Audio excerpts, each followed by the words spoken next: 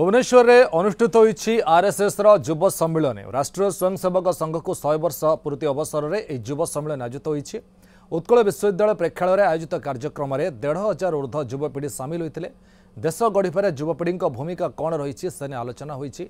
युव सम्मेलन भुवनेश्वर आरएसएस चंद्रशेखरपुर और बासंती दुर्गा भाग तरफ आयोजित होईछि।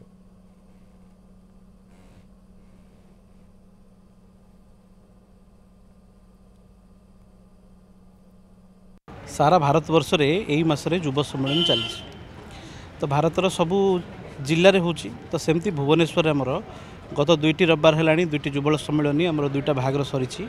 आज 2टा भागर मिसिकी चंद्रशेखर भाग और बासन दुर्गा भागर ये युव सम्मेलन होमती आम हिंदी में कहूँ भारत को जानो भारत को मानो भारत के लिए बनो भारत को बनाओ। यही प्रकार विचार को तांको भितर पुरेवा ये हूँ संघर प्रचेषा रही। ता सहित पूरा सबु वर्ग को जमी कहली सबु वर्ग को जोड़िया कि भिन्न भिन्न प्रकार कार्यक्रम रही युवक मानक तापर सामाजिक जो संगठन अच्छी आध्यात्मिक संगठन अच्छी से कार्यक्रम अच्छी।